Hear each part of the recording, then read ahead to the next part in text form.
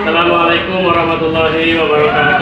Waalaikumsalam warahmatullahi wabarakatuh. Apa kabar anak-anak? Baik. Alhamdulillah, pada kesempatan ini kita masuk ke materi tentang akidah Islam. Ya. Materi akidah Islam, di mana yang namanya akidah, kalau kita pernah mengetahui atau mengenal, akidah adalah sebuah ikatan perjanjian yang mana kita meyakini betul tentang Tuhan kita. Ya. Jadi dalam pengertiannya, akidah akhlak itu adalah ma'aqada alaihil qalbu wa dhamir, sesuatu yang terkait kepadanya hati dan hati nurani kita. Jadi yang namanya akidah, kalau di Indonesia itu banyak mengenal akidah Ahlus Sunnah wal Jamaah. Ya, Ahlus Sunnah wal Jamaah merupakan akidah juga, keyakinan kita. Ya. Kemudian ada akidah selain Ahlus Sunnah wal Jamaah, seperti paham-paham yang lain. Nah, yang kita ketahui tentang akidah Ahlus Sunnah wal Jamaah adalah akidah kita yang mengikuti sunnah-sunnah Nabi Muhammad SAW dan juga mengikuti pendapat ulama-ulama, ya, mayoritas jumhur ulama, di mana kita harus memahami beberapa mazhab selain hanya mazhab Syafi'i yang ada di Indonesia mayoritas, ya. Cuman kita juga harus memahami mazhab yang lainnya.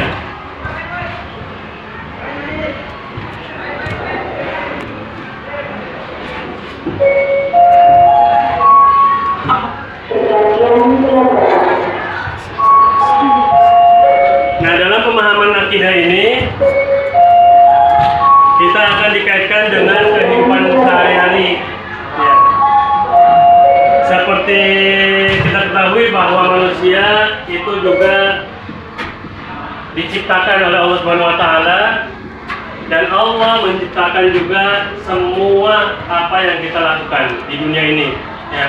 Wallahu khalaqakum wa ma ta'malun. Allah telah menciptakan kalian dan apa yang kalian lakukan. Duduk ya diciptakan oleh Allah juga. Ya. Kita menulis juga diciptakan oleh Allah.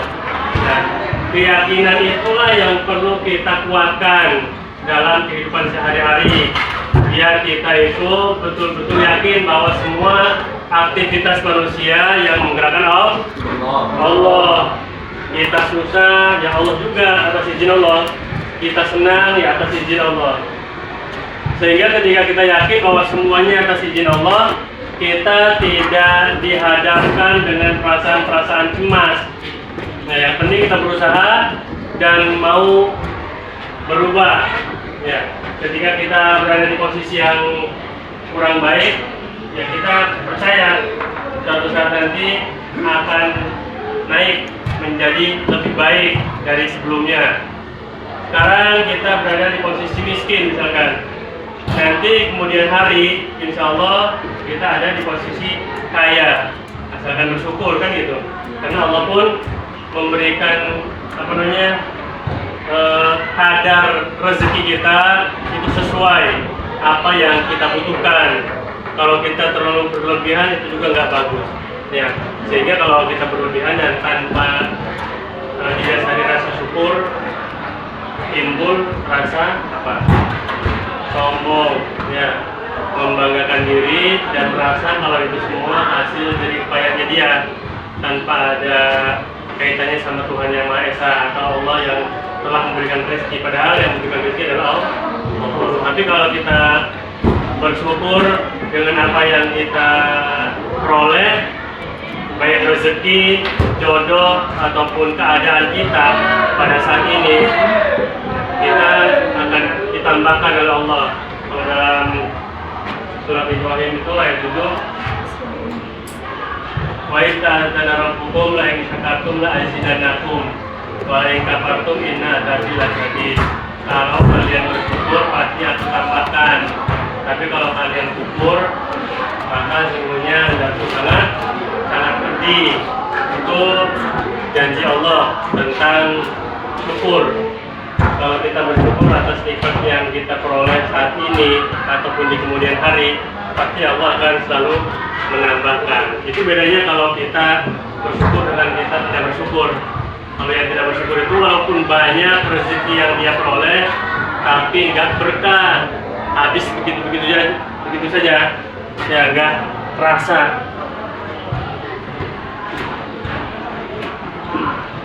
Nah, dikaitkan dengan hal-hal yang lain mengenai akidah, ya, kepercayaan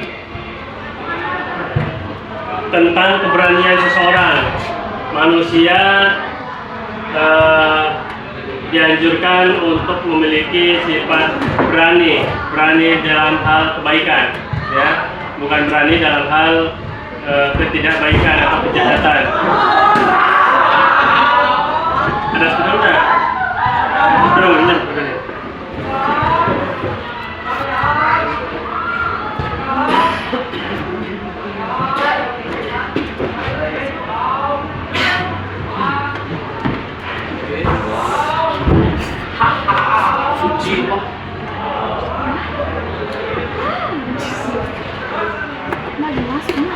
Akidah Islam. Di sini kaitannya dengan berani dan percaya diri.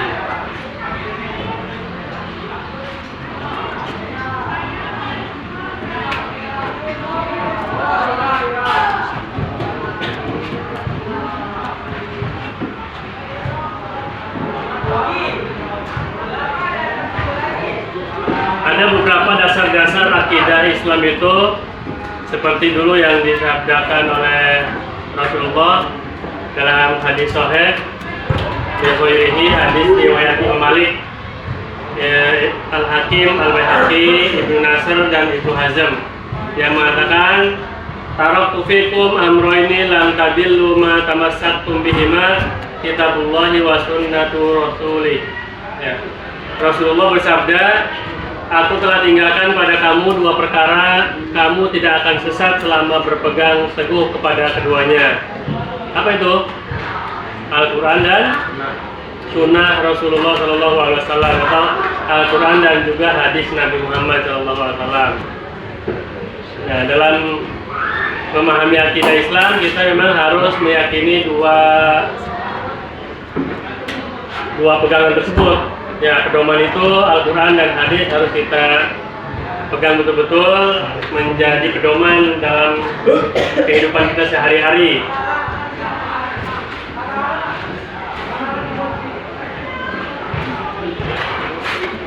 Tadi firman yang saya sampaikan, wallahu khalaqakum wa ma ta'malun, juga merupakan pedoman dari Al-Quran yang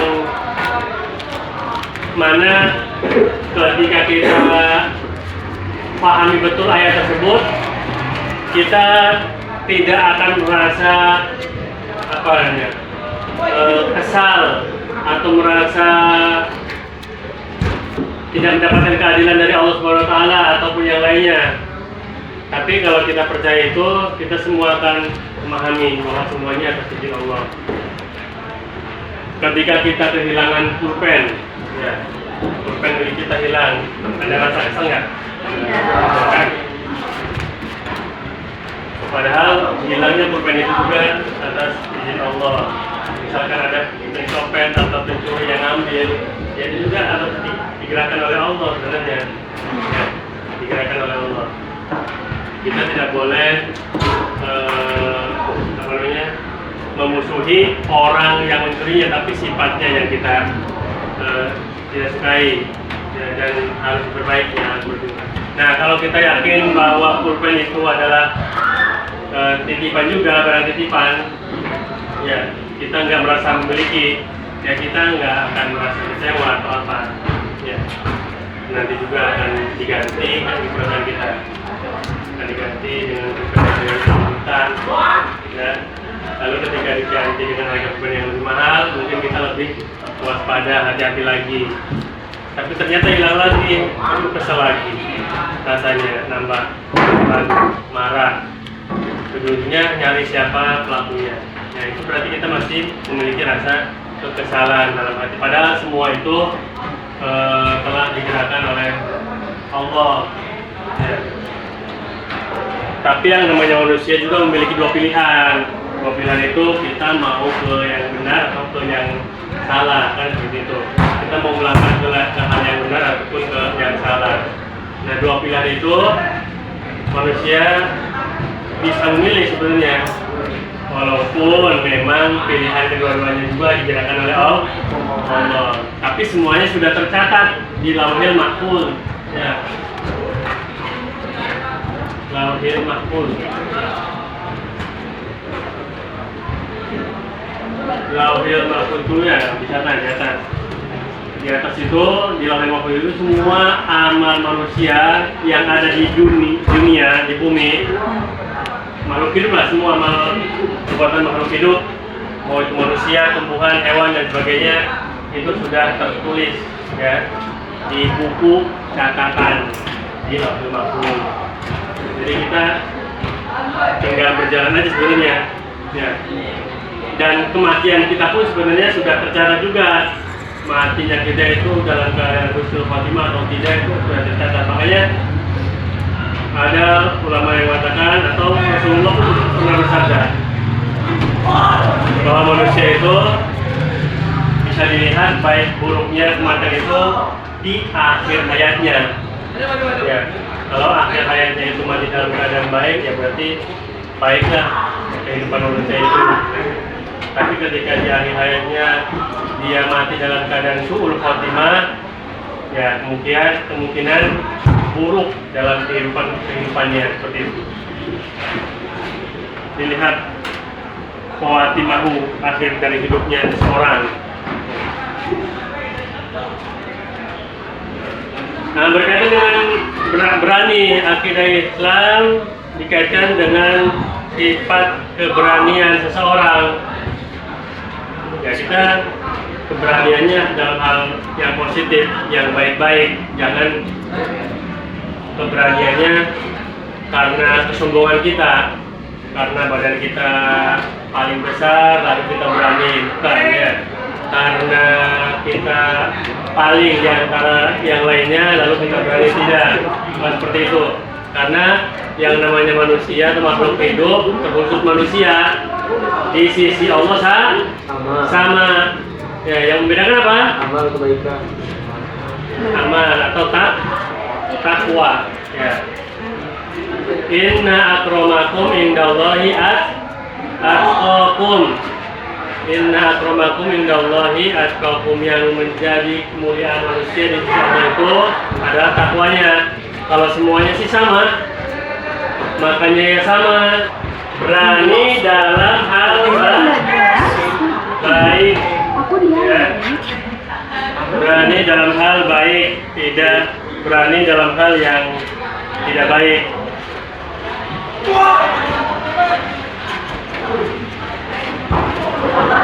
Kadang sifat manusia itu kan kalau didasari dari awalnya atau dari dulunya, atau dibawa dari keluarganya, ya manusia itu terkadang merasa ya ingin dihormati, merasa dirinya paling hebat, paling jago, dan paling lah, itu namanya manusia. Ya. Tapi itu yang tidak benar sebenarnya. Yang perlu kita amalkan itu kita berani dalam hal berbuat baik. Kita membela kebenaran dalam arti kita kalau melihat sesuatu hal yang batil ya kita nasihati, kita luruskan. Ya, jangan kita ikut-ikutan.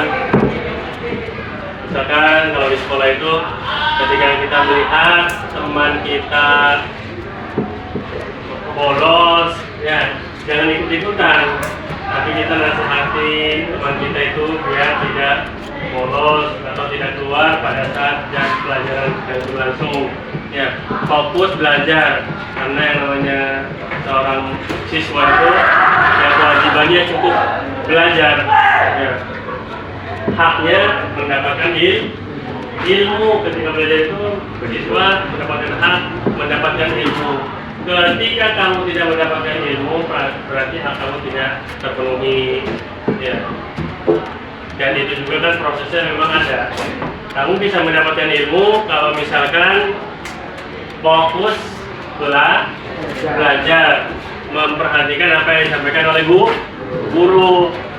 Nah, kalau kita tidak mendapatkan itu semua, ya berarti kita dalam proses pembelajaran pikirannya kosong, ya, mikirnya kemana-mana, mikirin makan, jajan, pacar yang di sana apa kabarnya, kan gitu. Terus orang tua di sana bagaimana? Padahal orang tua kita di sana sedang bekerja nyari nafkah buat kita. Nah, kalau orang tua nggak usah dipikirkan lah. Ya, dipikirkannya itu ya dengan doa, mudah-mudahan orang tua kita sehat dan mendapatkan rezeki yang halal barokah buat keluarganya. Seperti itu. Kita di kelas fokus belajar. Itu namanya kita percaya pada Allah. Kemudian ada yang namanya percaya diri. Dalam konteks pembelajaran kita dianjurkan untuk bisa percaya diri, jangan minder kalau belajar juga boleh. Ketika kita nggak tahu bertanya. Apa pertanyaannya? Apa namanya? Privasinya apa? Sesat. Kalau bertanya, bisa jalan, ya seperti itu. Dalam pembelajaran itu sama. Kalau kamu malu untuk bertanya apa yang kamu tidak pahami, pasti akan sesat. Ya, tidak paham apa yang kamu pelajari. Bertanya saja, walaupun pertanyaannya itu ya untuk jawabannya agak sulit atau agak mudah, itu tanya aja. Yang penting berkaitan dengan pembelajaran. Ketika belajar kita harus bertanya tentang pembelajaran itu. Nggak boleh kita ketika belajar nanyanya hal yang lainnya, itu nggak sesuai jalur. Ya, kecuali diizinkan oleh Bapak Ibu guru bertanya di luar materi yang kita pelajari boleh. Tapi kalau guru tidak memperkenankan bertanya di luar materi, ya jangan. Ya, kita harus tetap ketika mau bertanya ya sesuai dengan materi yang dipelajari. Misalkan akidah akhlak, ya pertanyaan tentang akidah akhlak, jangan tentang yang lainnya. Ya. Percaya diri itu sangat penting. Nanti latihan percaya diri itu akan menjadi bukti nyata ketika kita sudah terjun ke masyarakat. Ya. Kita belajar di usia-usia sekarang, tapi di kemudian hari di atas umur 20 tahun mungkin ketika kita terjun ke masyarakat, karena kita memiliki bekal percaya diri, maka kita tidak akan grogi ketika disuruh tampil di depan umum, di depan masyarakat. Seperti itu. Ya. Nah, percaya diri yang positif ya. Jangan percaya dirinya joget-joget seperti di depan kamera TikTok ya. Itu pun ya kalau di TikTok kan memang untuk mencari ini ya, apa namanya? FYP ya. FYP Pak. FYP bilangnya dulu kalau di TikTok itu. Nah, tapi kalau di depan masyarakat itu percaya dirinya yang positif lah. Kita bisa menampilkan diri kita sendiri, mampu berbicara di depan umum, masyarakat umum. Ketika dipanggil untuk memberikan tausiah, ceramah, ya bisa. Ya. Kemudian ketika disuruh untuk memberikan sambutan ketika kamu jadi pejabat, ya bisa karena sudah memiliki bekal percaya diri dari awal. seperti itu. Kepercayaan diri itu memang sangat penting dari sekarang lah. Kalau dari dulu dari SD, kalau misalkan kalian memang sudah banyak memiliki sifat percaya diri, insya Allah sampai sekarang pun tetap ada ya rasa percaya dirinya. Makanya kalau kita belum memiliki percaya diri itu, kita harus bangun percaya diri itu dan jadikan diri itu menjadi pribadi yang menarik dari orang. Jelek juga kalau misalkan penampilannya menarik, itu banyak yang disukai kok. Ya, contoh di TikTok tuh, walaupun jadi tapi banyak penggemarnya. Ada yang maaf, yang istilahnya bentuk mukanya kurang bagus, tapi banyak juga followersnya kan, menghasilkan uang juga dengan karya-karya dia yang tampilkan di TikTok atau di profesional itu. Percaya diri itu kaitannya sama dengan personal branding dalam sosial media. Ketika sosial branding kita itu sudah baik, menarik banyak peminat atau ya yang nonton itu, ya berarti bagus, perlu dikembangkan. Zaman sekarang namanya digital itu memang harus kita pelajari ya, sosial media. Yang pertama untuk mencari penghasilan yang nggak apa-apa, karena penghasilan di situ memang nyata adanya seperti itu. Selain kita berusaha di luar sosial media, jadi untuk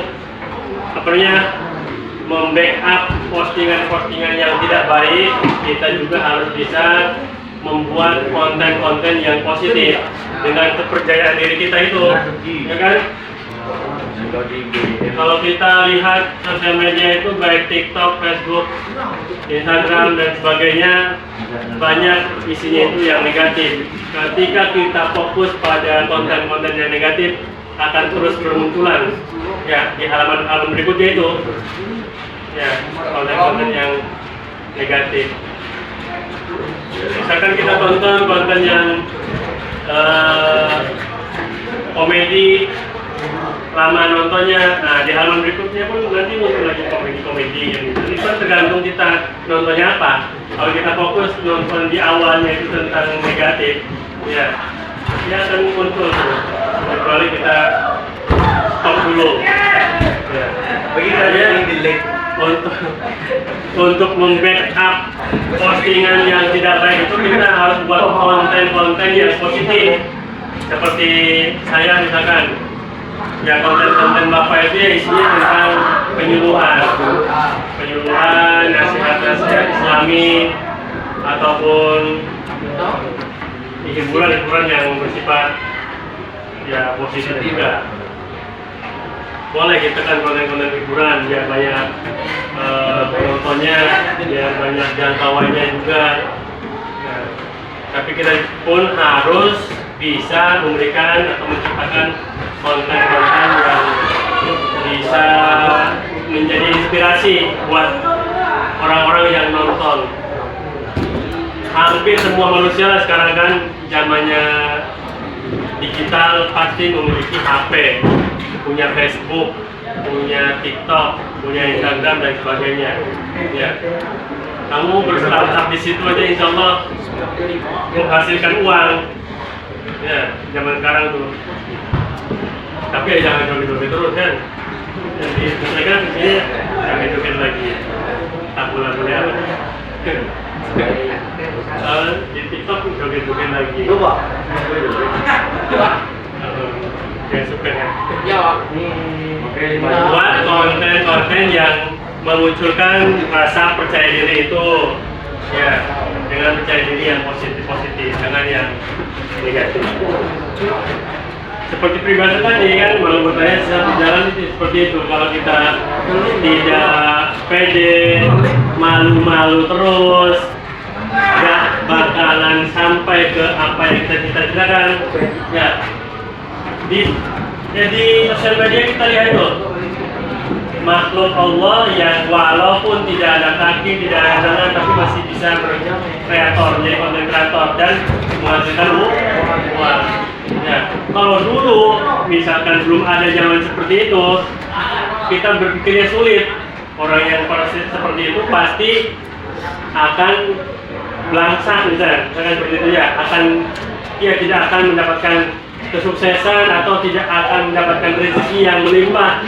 Nah, pada kenyataannya sekarang orang-orang yang seperti itu menghasilkan. Bahkan orang yang sempurna saja ingin menikahi orang yang seperti itu, ya, karena uangnya kalau memang ada pun. Tapi kalau memang ada yang ikhlas pun ya ada juga. Tapi rata-rata kalau melihat konten kreator perempuan atau laki-laki yang memiliki keterbatasan dan sudah menghasilkan uang, pasti itu juga banyak followersnya dan ingin diincar. Incar itu ingin incar duitnya, banyak kan? Ya, cara untuk mengincar keikhlasannya. Kan banyak kan? Bahkan ada yang tidak punya tangan tapi kuliah sampai selesai. Ada yang tidak punya kaki jadi pandai berenang ada. Bahkan jadi pelatih berenang juga untuk disabilitas. Banyak, dan pengikutnya banyak, dan juga menghasilkan puluhan juta atau ratusan juta rupiah kalau dirupiahkan. Yaitu kepercayaan diri dalam pembelajaran ataupun dalam berkonten sosial media.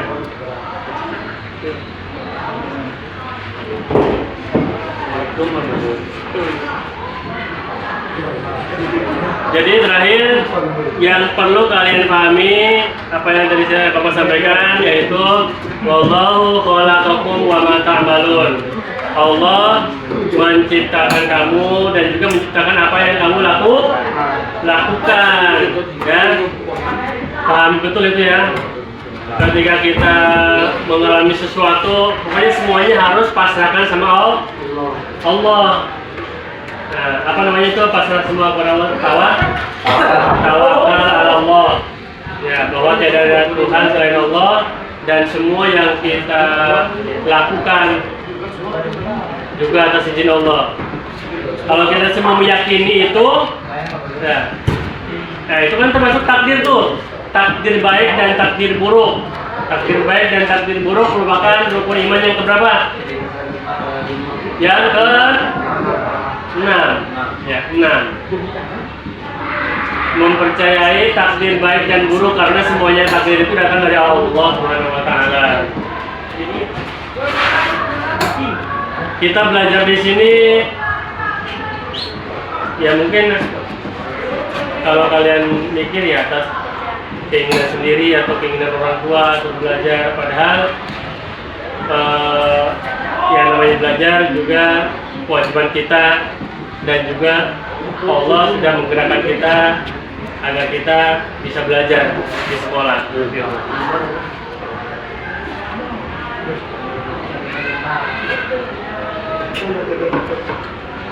Di dalam hidup ini yang penting kita itu menjauhi sifat-sifat yang berbentuk musyrik. Ya. Kalau yang lain selain kemusyrikan itu bisa kalian pelajari dan kalian lakukan, diamalkan sampai betul-betul mendapatkan ridhonya dari Allah Subhanahu wa taala. Termasuk berani dalam hal kebaikan, percaya diri dalam hal-hal positif, ya. Itu harus kita kembangkan untuk sekarang. Bisa jadi kalian sekarang menjadi masa depan yang lebih cemerlang di masa dewasa kalian nanti, ya. Karena yang namanya teknologi pasti akan terus meningkat perkembangannya, tidak stagnan di situ saja. Kalau kalian pada saat ini belum memahami HP, terus harus berusaha memahami HP, ya. Sosial media, terus bersosial media, nggak apa-apa. Yang penting isinya dan tontonannya positif, ya. Jangan buka-buka slot terus, ya. Main game jangan buka game slot terus. Semuanya atas izin Allah, ya. Yang penting kita yakin dan kita terus berusaha. Itu saja mungkin yang bisa Bapak sampaikan pada hari ini, mudah-mudahan bermanfaat dan bisa kalian terapkan di kemudian hari. Bapak akhiri, assalamualaikum warahmatullahi wabarakatuh. Waalaikumsalam warahmatullahi wabarakatuh.